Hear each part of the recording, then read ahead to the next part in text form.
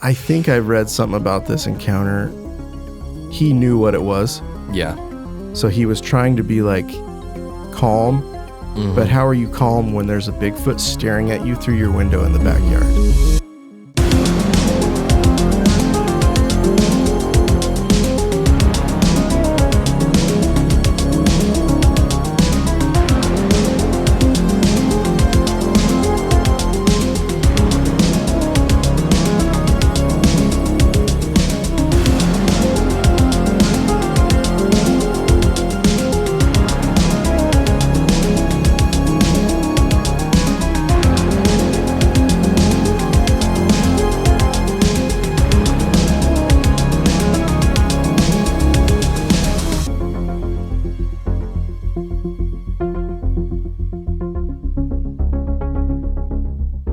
Welcome to Sincerely Supernatural. I'm your host, Hudson. I'm your other host, Seth.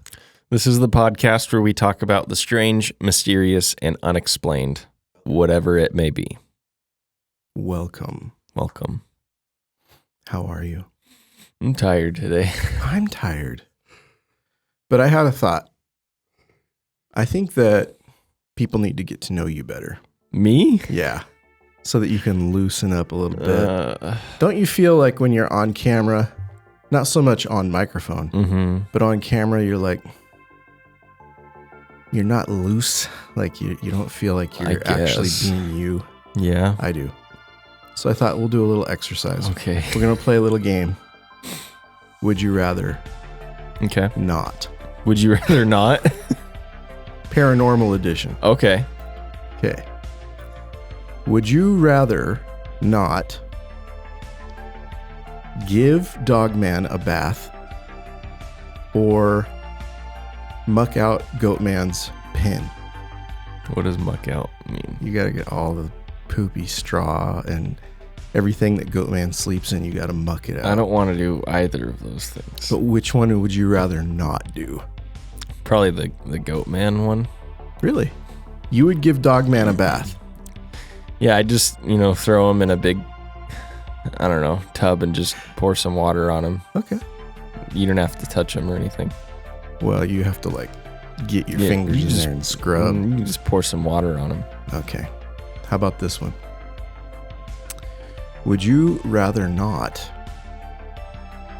sleep in a very haunted house alone for 3 nights or sleep in the middle of the wilderness where there is known Bigfoot activity for 3 nights?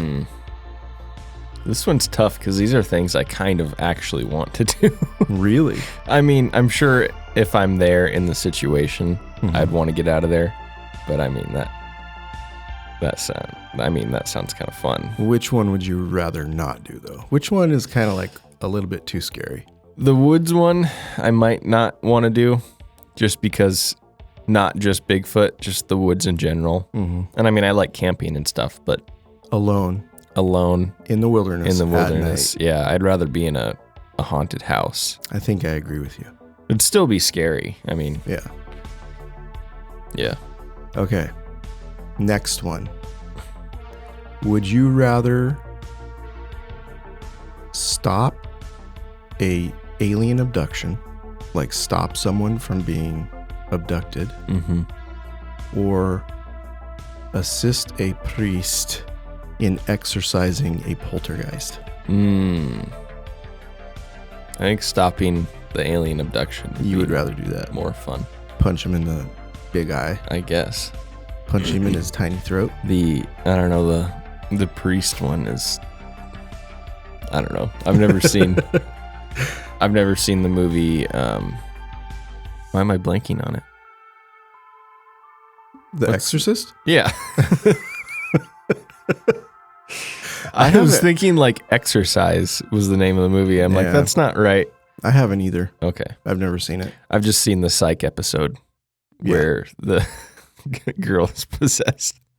That is a good episode. Yeah. What about you? I would rather bust in when a gray alien's trying to abduct someone from their bed and just punch them, throttle them. Yeah. make them wish they had never fallen to earth. Was that a biblical reference? Mm-hmm. Well, speaking of fallen things. Yeah. Are you ready for today's episode? I guess. Do you have any prior knowledge to what we're going to be talking about today? No. You didn't tell me, did you? No. It's a surprise. But this is a surprise that you've heard before, not like the last one. Okay. You've heard this before. This story? Yes. So here's what I want you to do. Okay. I want you to envision that you are with a couple of your friends and you do go camping.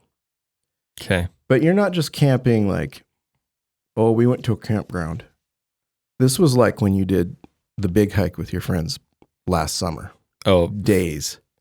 Yeah, like 4 days, 50 miles. Yeah. Let's say you're like 50 miles back in the backcountry. Mm-hmm. It's nighttime. You guys have all settled in. You've got your tents up. You've had your dinner. You're looking at the stars with your friends. And you hear a sound that's something like this.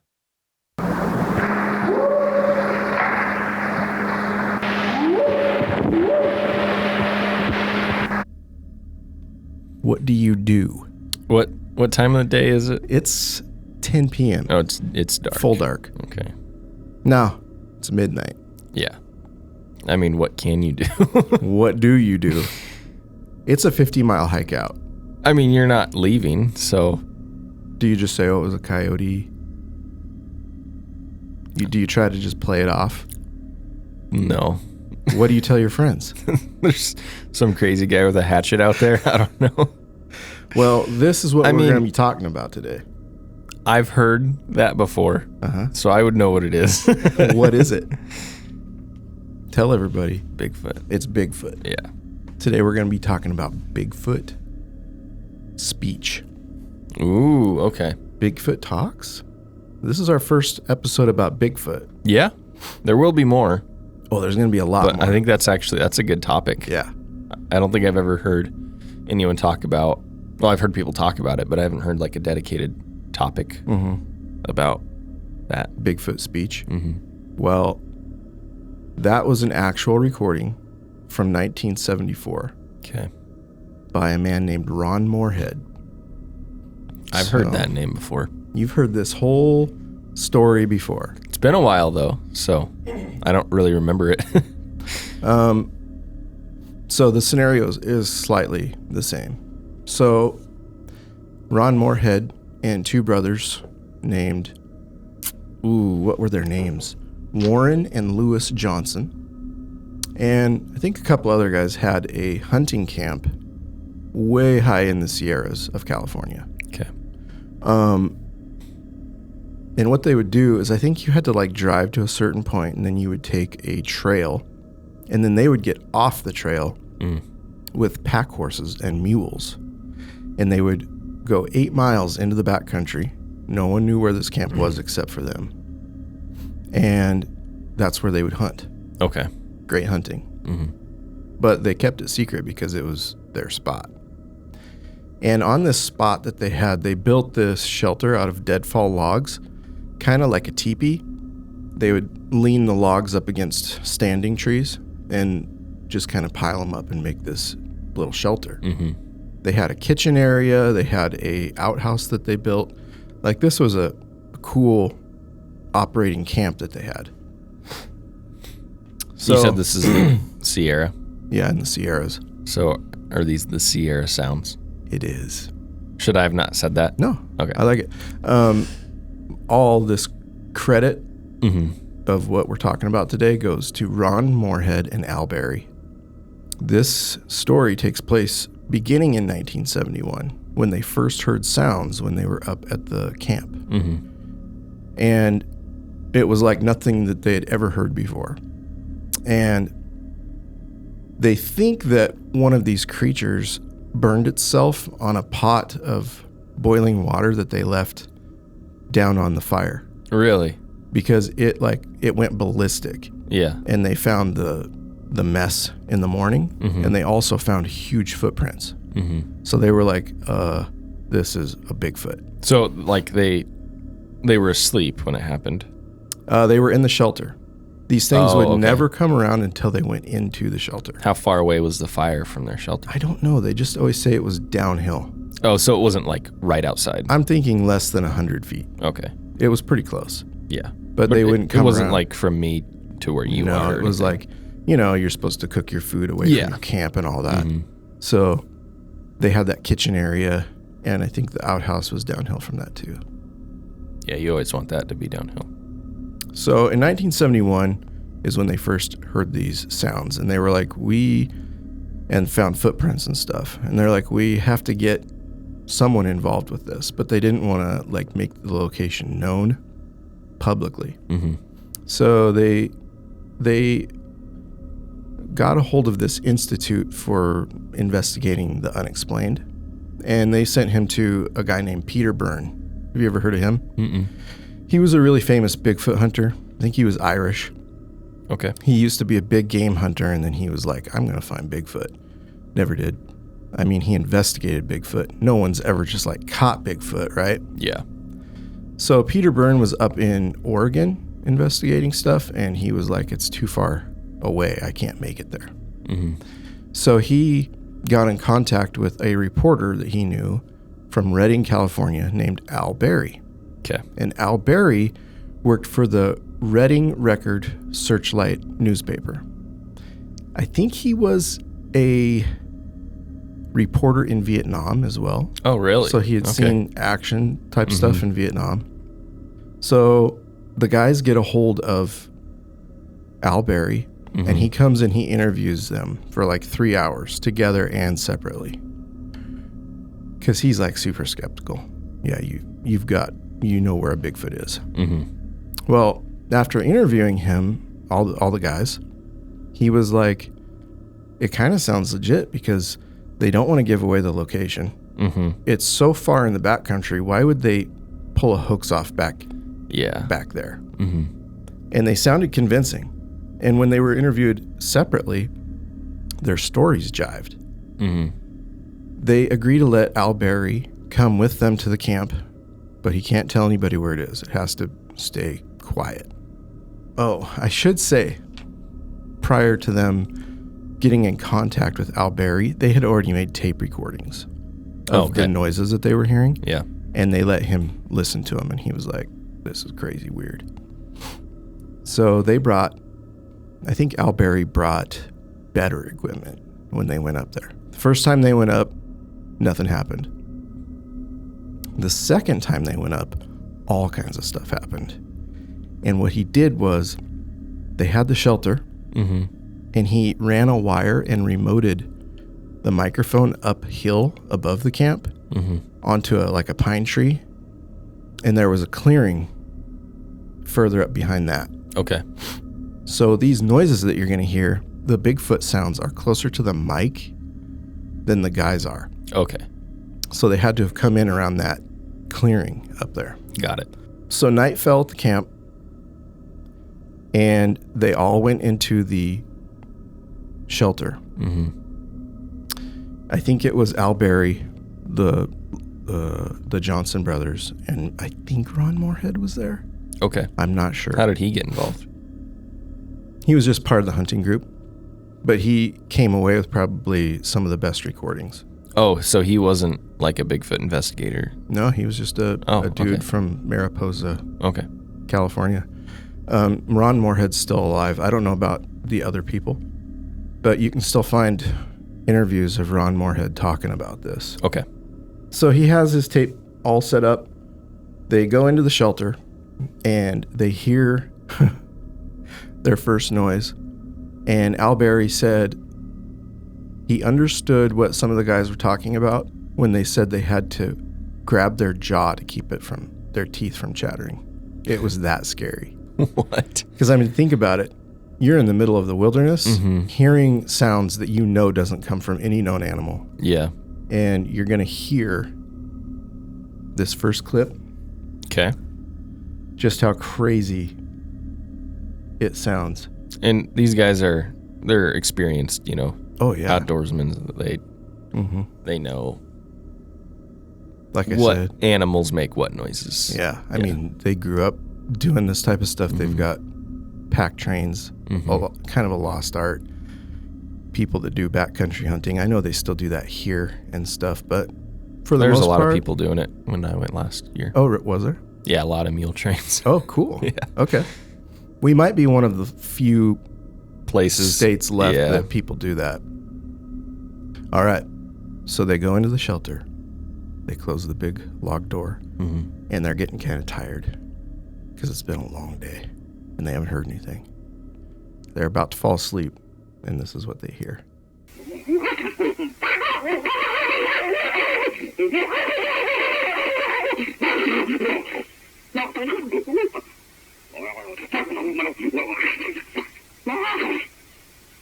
Can you tell what they're saying?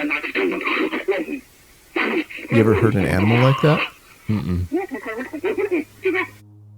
So they're all awake now. Yeah. Because they're hearing that, and that microphone is just up the hill. Yeah. Well, they couldn't make out what they said. It was language, like they were talking, but they couldn't make out words. It sounds like, and I'm not saying this was like one of them doing it, but it sounds like a human. It doesn't sound like a human, but it sounds like someone trying to talk. If that makes sense. It sounds human enough. Yeah. Yeah. And I think this is where the term nowadays in the Bigfoot circles, samurai chatter. That's where that term comes from, because it sounds like a different language. Yeah. But it definitely sounds human. But at the same time, there's like these animalistic you undertones. can hear it's like not human. Yeah. So they're kind of freaking out, or at least Al Berry is, because he's never heard this before like the other guys have. And then it went quiet for a while.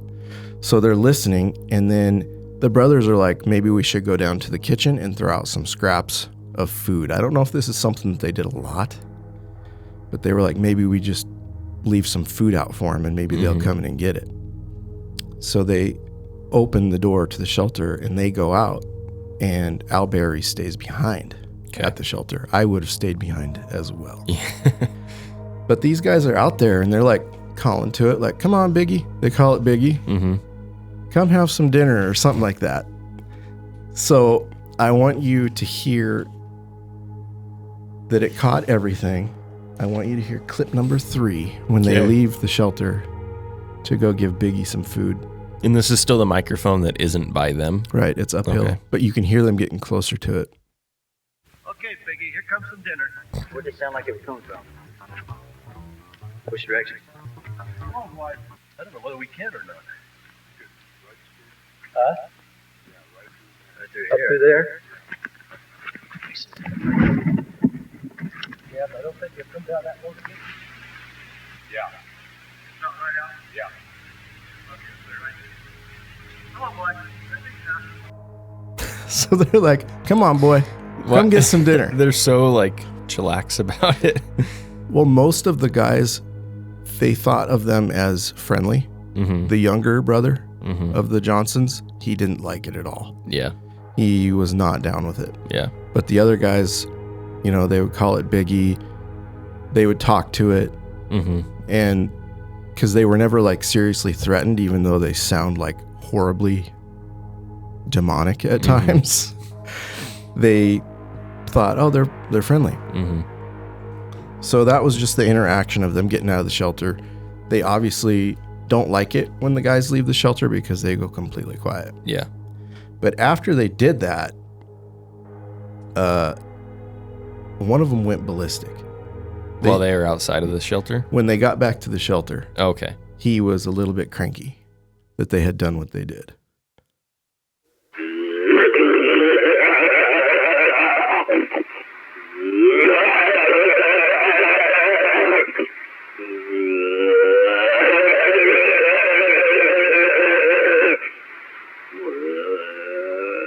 This is about the time where I have to go to the bathroom after hearing that. Oh. Not right now, Yeah. but I would be like, everybody turn around. Yeah. I mean, that's That's spooky. Yeah. So it flips out. Mm-hmm. Didn't like the fact that the guys got out, right? Well, the noises continue with the brothers calling back and forth. And they start actually interacting or quote unquote talking to each other. And I want you to hear that. Clip 6.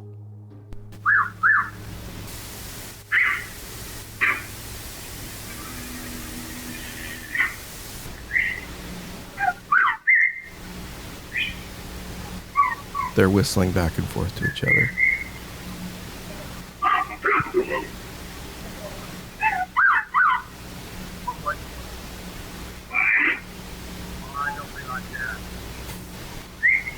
The people are whistling? They're both. You're not very sociable tonight. Come on down. Okay, I'll go back in. What I love about that interaction is if you listen carefully, you can tell the difference between the human whistle and the Bigfoot whistle. And we'll talk about that later on at the end. But you just hear the guys talking like, you're not being very sociable tonight. Why don't you come on down? And what I love is at the end, I don't know if this was cut this way or if this actually happened, but the guy's like, why don't you come on down? Okay, I'll go back in. It's like he's like, yeah, I'll go back in. Like he wants to get out of there. It's crazy how like they're just like talking to it and stuff. And it's like growl speaking at him and whistling, but it's showing they were kind of communicating back and forth. Well, as the noises continued throughout the night, it seemed like there was more than one Bigfoot. A big male, a female, and a little one that you can hear if you listen to Ron Moorhead's tapes. But as it started to taper off and they got quieter, a airliner started flying over. Okay. And you will hear the airliner in this clip. But this is the most intriguing clip to me because I believe he says something in English. Really? And I want you to see if you can find what it is. Okay. Okay?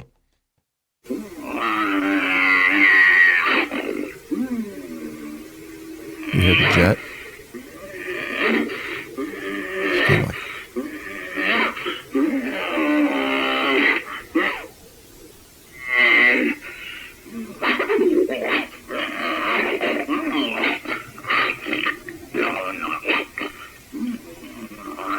did you hear it? You say like no. He just said it again. So somebody, I'm going to give credit to somebody for this. Okay. Do you remember our good friend, Robert W. Morgan? Yeah. Okay, people might not know who he is. But Robert W. Morgan was like a screenwriter, movie maker. He did lots of stuff. But one of the big things that he's known for is Bigfoot research. And when you were little, I think you were like 3 or 4. Yeah. He had made this audiobook, and I emailed someone about the audiobook because I loved his audiobook that he made. And we were sitting on the couch one night and the phone rings, and I pick it up and I say, hello. And he goes, Seth? And I said, yeah. He said, this is Robert W. Morgan. And I was like, what? No, it's not.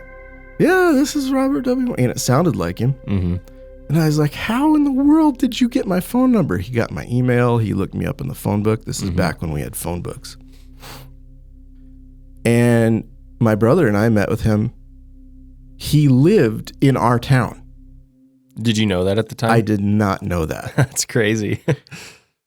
He lived in our town. So my brother and I met with him and had a very long, very interesting talk with him. He's still alive. I looked it up this morning. He's 91 years old. Wow. And then we had him over for dinner when you were little. Do you remember what you asked him? You asked him what a Bigfoot eats. I did. And he told you that a Bigfoot can eat anything a bear can eat. Yeah. They're omnivorous. whatever. But it was a very interesting time, very interesting person.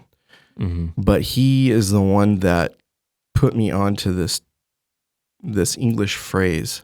Okay. In what the Bigfoot says here. Mm-hmm. Because every other audio bite that you listen to, you never hear anything that really resembles human words or phrases. Mm-hmm. But in this one, I do believe that the Bigfoot says, "You're not welcome." Really? I thought I heard him say no, but I'll listen again. I'm going to play it again. Are you ready? Yeah. I'm going to close my eyes. Did you hear it? Oh, I didn't know it was happening that soon. It's going to be right off the bat here.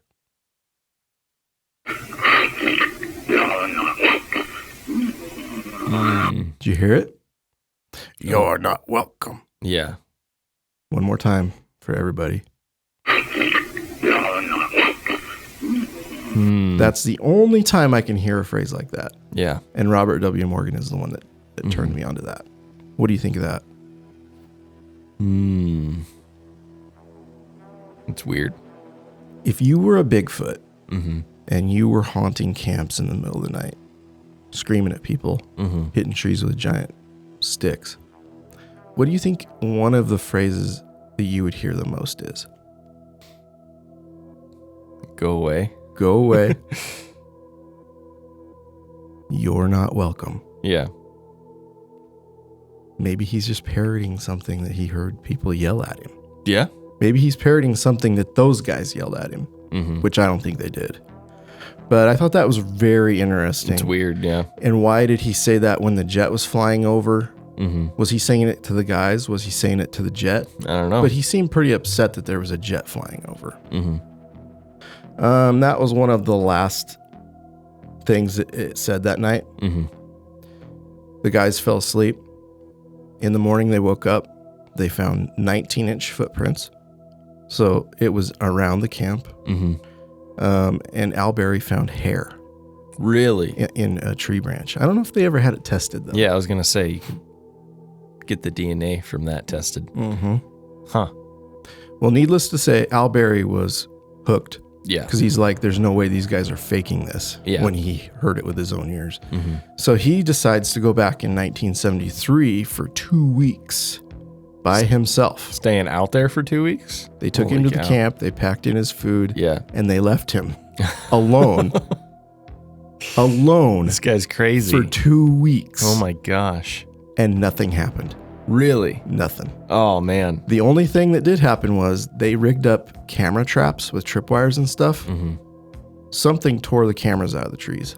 Are you serious? But there was no interaction. So I think that's pretty crazy. Yeah. I think the rapport that these creatures had was with the hunters, not with Al Berry. And they're like, we don't know you. We're not going to interact with you. So Al Berry did not return after that, I don't think. In 1974, the guys were like, let's go hunting again. And Ron Moorhead was riding point on his horse to look for tracks, human or Bigfoot. And he would always cut off the trail at a part where people wouldn't follow them and find where their camp was. And on their way in, they found prints. They took pictures of him. Was he in a little red Corvette? Sorry. They found prints. You can cut that out. That's another psych joke. I like that. Yes. This was before Prince passed. Yeah. He was a good musician. He was like... He was a genius. He wrote songs for other famous artists. He was crazy smart. And so talented with musical instruments. Anyway, I digress. Yeah, sorry. Footprints. Yes. Not prints. So they get to camp and they know that it's going to be a good year because they've already found footprints. And boy, was it. This time around, the interactions, they seemed more playful and not angry. Okay. But the voices still sound a little bit similar to me. But in these recordings from 1974, the guys had their tape recorders with them. So the Bigfoot sounds are further away and their sounds are closer. Mm-hmm. So that night, right when it got dark, they started hearing tree knocks, which is another Bigfoot thing. They hit trees with big sticks. This is from the actual night.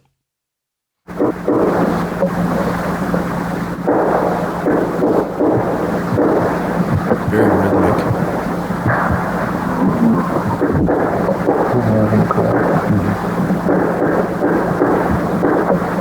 They're faster than I thought they would have been.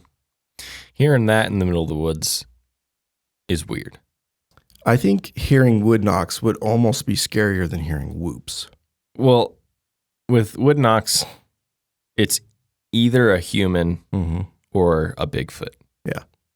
And which one of those is scarier in the middle of the night? There is nothing else that could be. Yeah. Like if you're in the middle of the woods, let's say where you were. Do we want to say where you were? It was the Bob Marshall Wilderness. Yeah, we were in the Bob Marshall, like right in the middle.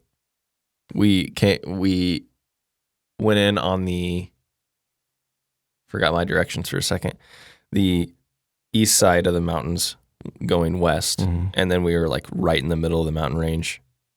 We were about the same distance. If we had gone west or east, we would have gotten out. So we were like, you went 25 miles in, right? Yeah. Yeah. So imagine you're out there and let's just say you're in a spot where you're off trail, that other people aren't hiking or packing through. And you hear wood knocks in the middle of the night. I don't know which is scarier, if it was a human doing it or if it was a Bigfoot doing it. Well, because it's just weird. Yeah. No one's hiking in the middle of the night. So anyone that far out there is like serious about camping, and they're backpacking, and they're not like, I don't know, what I'm saying is it's not some like crazy person like on drugs or something. Like unless it's someone who knows about Bigfoot and just wants to go mess with people. But like you're going to hike 25 miles no one's doing that. Yeah. And the other thing that I find interesting is when you hear those tree knocks, they're whacking something really hard. Yeah. And I don't believe a human could make a whack that hard. I mean, that has to be a sizable stick hitting a sizable tree really fast. Okay. So after the wood knocks, then comes the whoops. Another thing that other people have recorded. These aren't the only guys that have gotten that. There we go.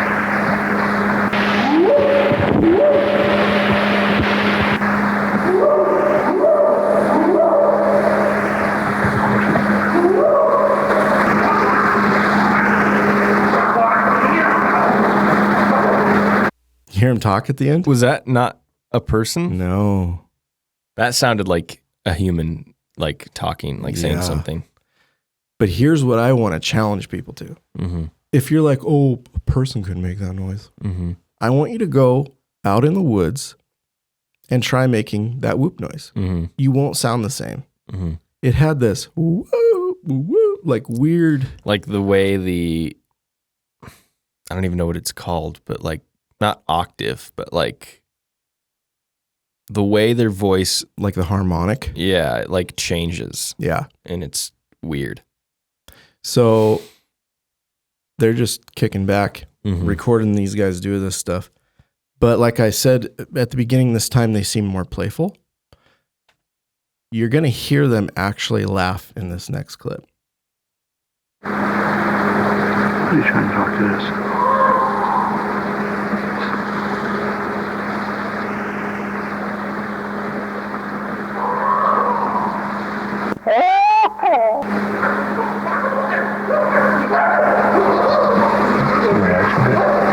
You hear that? Was that loud one the guy's calling out to him? Yeah. Whenever you hear the loud one, that's the human.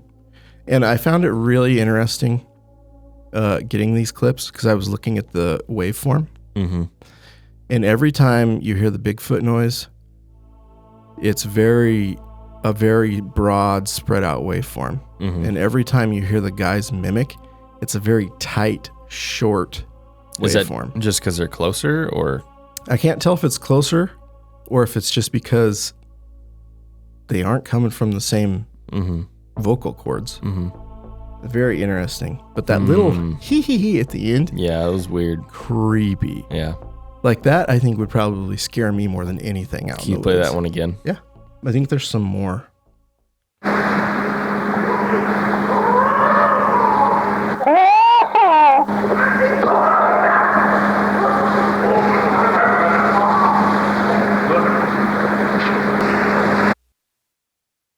Was that the same one? It was the rest of that clip. Oh, okay.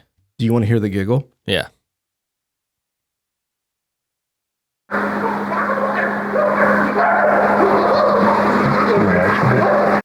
That's so weird. Yeah.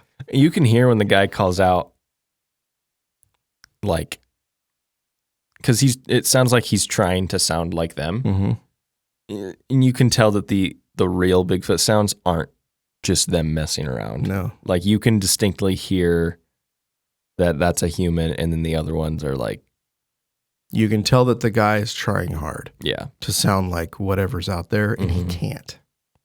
So that's a good observation. like the samurai chatter, as you call it. I've actually never heard that before. How fast they do that, and like how deep their voices go when they're talking, if that makes sense, doesn't sound like a human would be able to replicate that. I don't know. Like they can go from a super deep voice to super high, Super quick. Yeah. It's crazy. I still have more. Okay. Can I go on a quick tangent? I wish you would. So, and I don't think this is fake at all, but for people who are skeptical, have other people who have seen or heard Bigfoot said that these sound like what they heard? And They do. okay. Yes. There's a lot of similarities between the whoops. There's no howls. They didn't record any howls, but there's some really good audio. I think it's the Ohio howl that many people say they have heard. There's the term, the samurai chatter, all stems from this. Other people have talked about. Okay. Even if you ask her, your mother has had an encounter, and she says some of these noises are what she heard. As their encounter progresses, they start doing a little back and forth mimicry where, he was just trying to do that. It got even more crazy. Listen to this. More whoops. Okay, I have to pause it there because that is a perfect example of him trying to mimic what they're doing, and it didn't sound anything like it. Yeah. You know what I was talking about how the harmonics change. It reminds me of a loon out on a lake. I mean, that's very obviously not a loon. Right. But the way it like changes at the end there. Yeah, that's true. Yeah. Okay, we'll keep going.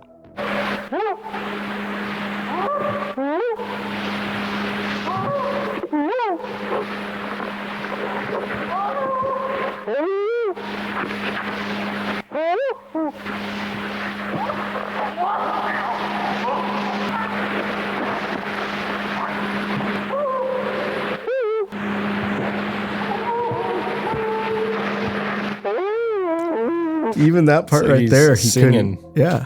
That's weird. But the crazy thing is they're having an interaction, which just seems crazy to me. Yeah.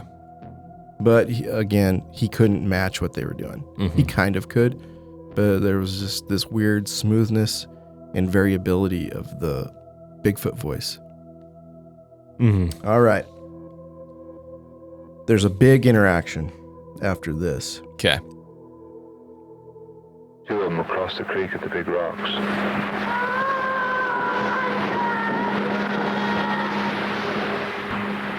It's a hard act to follow. It sounds like he talks to us and they talk to each other. Yeah.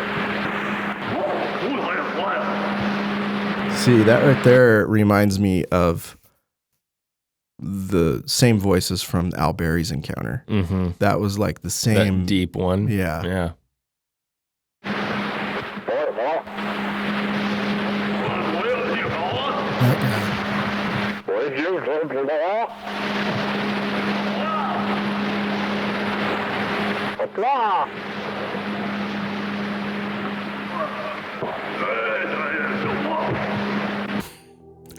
Like, what was that? They're like talking back and forth. Huh. Like, I can't even. Yeah. I can't even do it. This one's pretty funny. The year that Al Berry went up there, they installed a nice padded toilet seat on their outhouse. And they knew exactly where they were because the Bigfoot started playing with it. With the seat?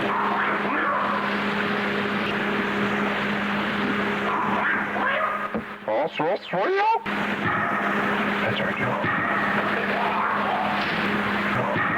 They're flopping it up and down.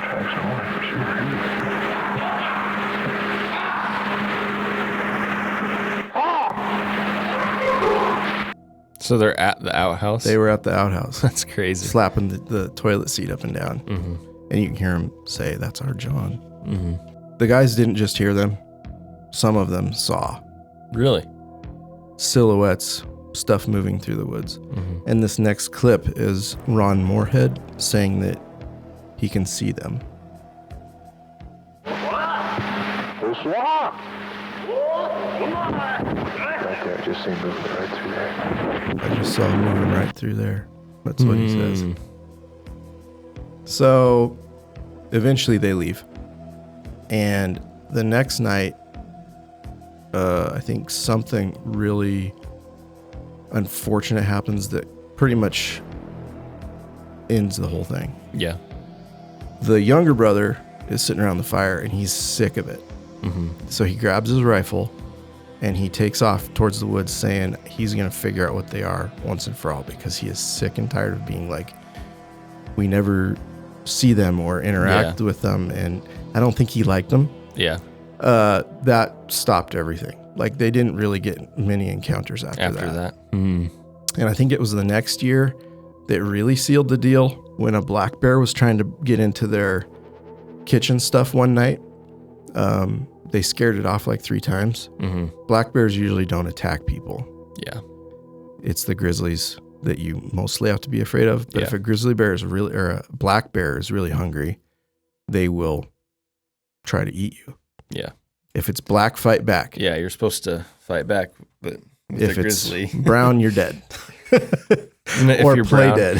if it's brown, lay down or something. Something like that. Cover your neck. Cover your neck, roll into a ball. But yeah, black bears, if you can, you're supposed to hit them in the nose, right?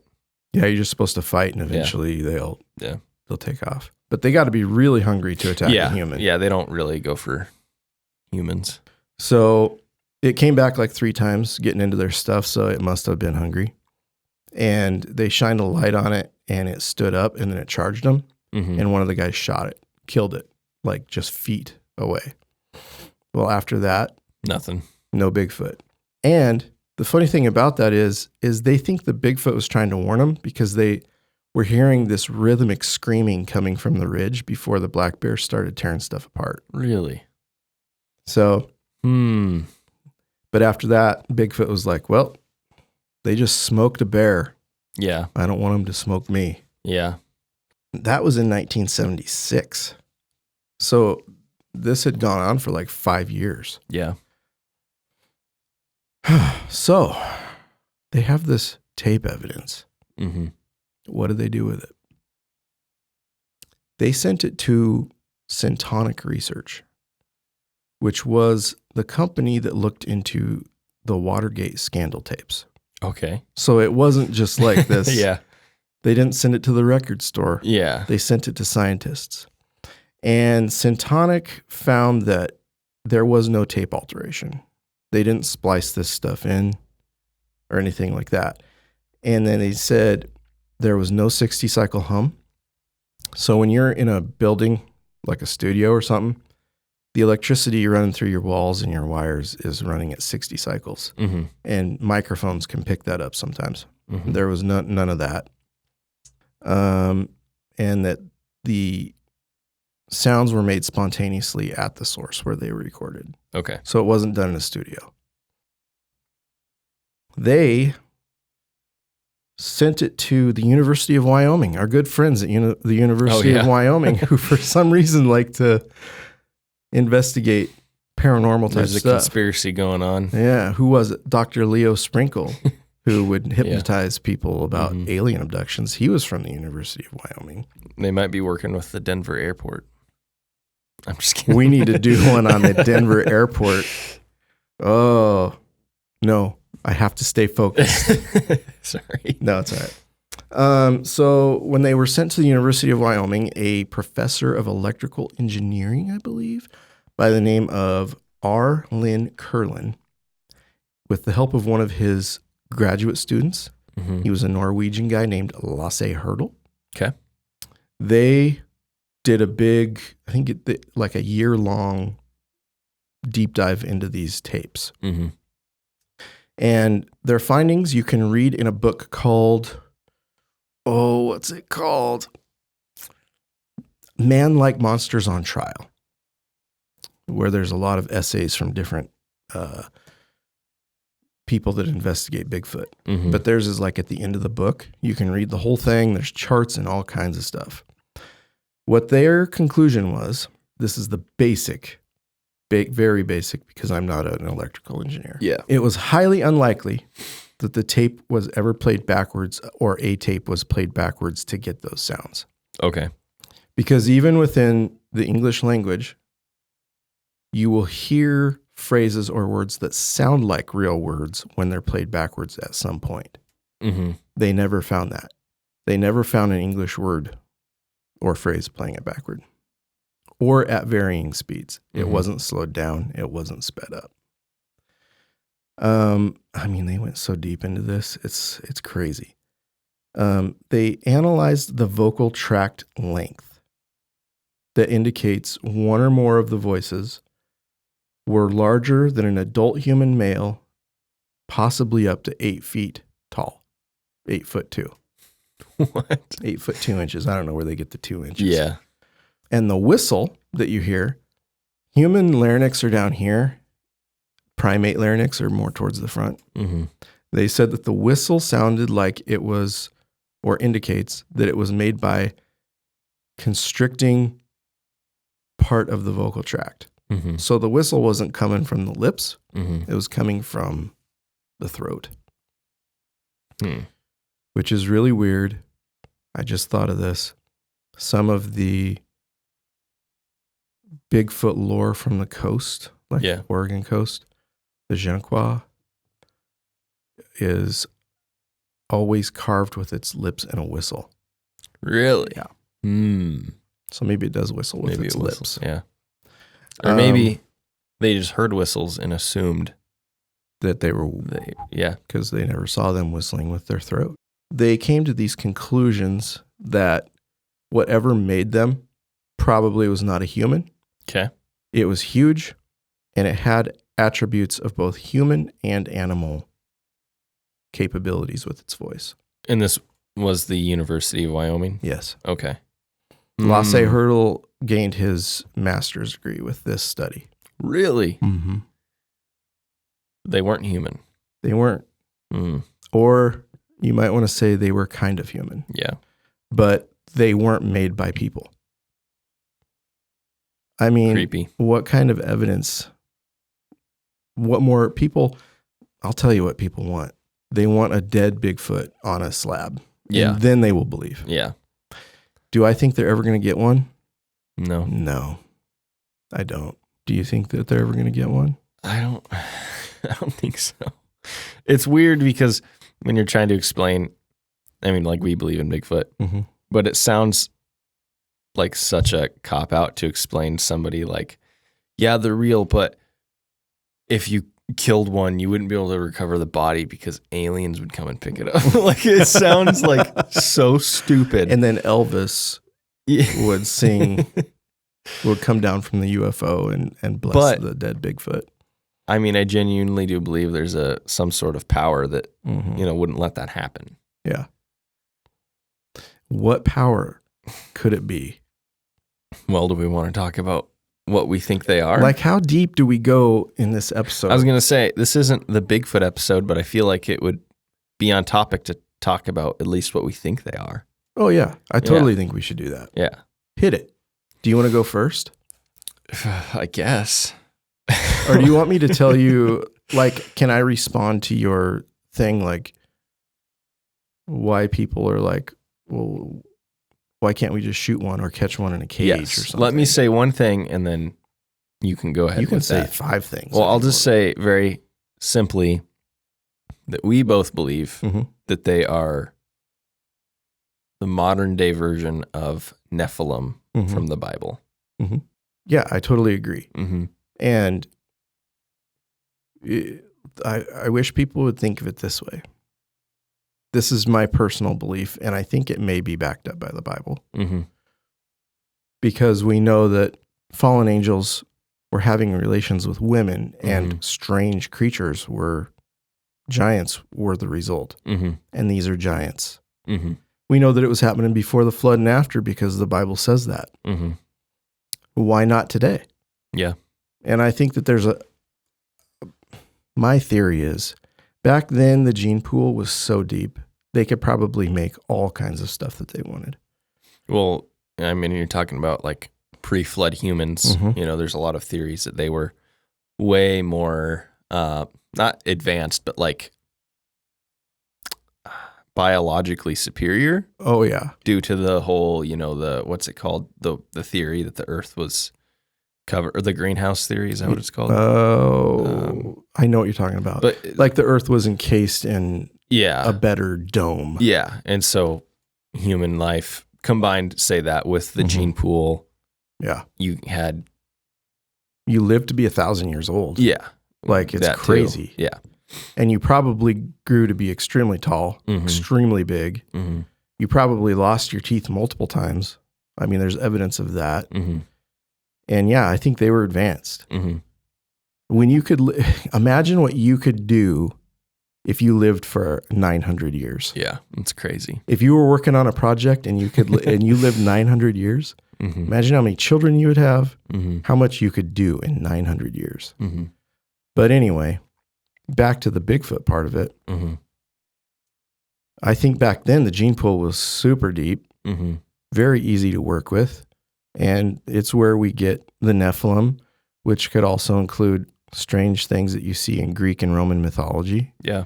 even Egyptian mythology, Yeah. like the people with bird heads. I want to do a whole episode on mythology Mm-hmm. and how, our personal theory that, a lot of it could be true, but Mhm. it was just Nephilim and fallen angels messing around with, genetic engineering. Mm-hmm.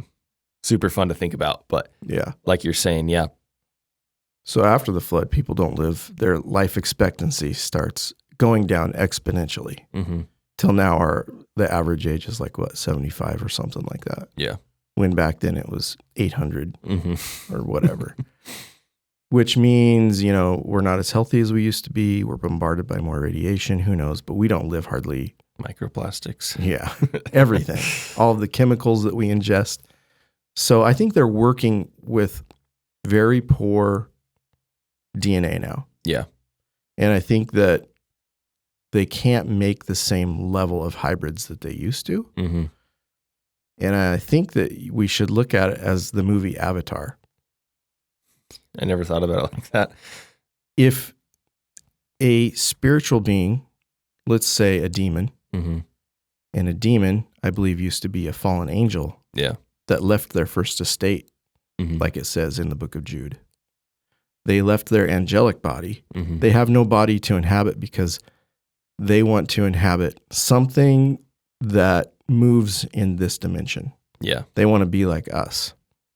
So what if they made the Nephilim or the Bigfoot to be an avatar for that demon to possess? Yeah. If it can possess a pig, if Mhm. Jesus can cast them into pigs, why not into something that they made, Create a body giant- they made? Yeah. And that's not to say that the Bigfoot is just in a vat of water, Yeah. soulless like in Avatar until something inhabits it. But maybe it's a crazy animal that they can possess. So here's the question. Do you think that Bigfoot are, like, say, all these recordings we heard today, Mhm. it kind of seems to act like an animal. Mhm. Do you think that Bigfoot are just animals that are, uninhabited by these demonic fallen angels? Mhm. So, because it, was kind of playful and like it talked back to him and stuff. Like, do you think that was a demon, or do you think it was just this, creature that the fallen angels have created, and it was just it's just an animal, if that makes sense? I don't know. Maybe it was possessed. Mm-hmm. It was able to say you're not welcome. Mm-hmm. But I think that it could be possessed by something evil Mm-hmm. and just a human animal hybrid, Yeah. and maybe one or another at certain times. Mm-hmm. Yeah. I mean, it's so hard. This is all just speculation. Yeah. And I think we went down this road initially because we were talking about, like, why can't we just get one? Yeah. We can get footprints, we can get hair, Mm-hmm. we can get handprints. Video in some cases. Yeah. Patterson Gimlin footage is one of the best. We can get their vocals.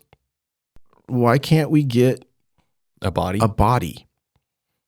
I don't think they want us to. Yeah. Yeah. I think that they literally are tracked by these fallen beings, Mm-hmm. and there's no way anyone is ever going to bring one to the light of day. Yeah.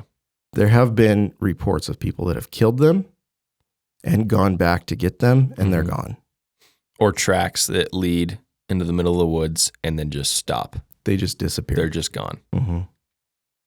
So it's a huge subject. Yeah. We breached it a little bit, Mm-hmm. but I wanted the viewers and listeners to actually know that there's people that have recorded the sounds that these things make. It's not just footprints, Mm-hmm. and that there's way more to it. And I think that there's an explanation as to why we don't just have one in a cage. Yeah. They're not like some hidden species that we haven't discovered yet. Mhm. They're definitely supernatural to some extent. Mm-hmm. They have help. Mm-hmm. Or maybe these crazy dark beings that made these hybrids, Mm-hmm. maybe they gave them like something from an octopus so that they can like just, blend in with anything. yeah. Their hair turns into whatever they're touching. Yeah. Who knows, what they're capable of. Yeah. Like that's why they are the hide and seek champions Mhm. of the world. Yeah. And if you want to get a little deeper into the other cryptids with the same kind of weird attributes Mhm. in terms of not being able to be found, you have Dogman, Mm-hmm. you have Mothman, the Jersey Devil. Mm-hmm. It's like there's different classes of these creatures that are mixed with different animals and, are different. Dogman really scares me. Dogman is weird. We should do an episode on that sometime, but Bigfoot is obviously scary, and people who have sightings with Bigfoot, Mm-hmm. Say it was terrifying. But people who've encountered Dogman are like Mortified. Like Yeah. the most intense feeling of horror you could ever imagine. And they all say it was like it just oozed evil. Yeah. Just creepy. Mm-hmm. That one freaks me out. We'll get into Dogman too. Yeah. Okay, well, that's what I have, Okay. but I want to end it Mm-hmm. with one more piece of audio. This is a 911 call. I think from the late 90s Mm-hmm. in Puget Sound, Washington. And this is just a normal dude. I remember this one. This guy wasn't out there looking for Bigfoot. Mm-hmm. He's at his house. And I'm going to play you the first clip. This was his first call to 911. Mm-hmm. 911, you're reporting. I got a strange going on out here. Something just killed my dog. Something killed your dog? My dog went flying through the air over the tree. I don't know how it did it. Okay. And I'm really confused. All I saw was my dog coming over the fence, and he was dead when she hit the ground. I didn't see any cars. All I saw was my dog coming over the fence. So that was his first call to 911. Something threw his dog over the trees into his backyard, and it was already dead when it hit the ground. This sounds like a horror movie. Yeah. Like, I would be like, babe, we're moving. that is, Can you imagine Phoebe, yeah. our dog, just flying over the trees? I mean, it's obviously very, Dead? very sad, yeah. but like, How? and he lives there. He said you didn't see any cars. Yeah. It's probably in an area where cars don't drive through. I wouldn't think so. Yeah. I'm guessing his dog smelled or heard something and ran after it. Mm-hmm. It killed it and And threw then it threw it into back. his yard. Yeah. I think this was a couple days later. Mm-hmm. This happens. I bleeped out the bad words because he gets. You can tell He's angry. something scares Or he's scared, yeah. the crap out of this guy. 911, what are you reporting? We got someone or something crawling around out here. Did you see what it was?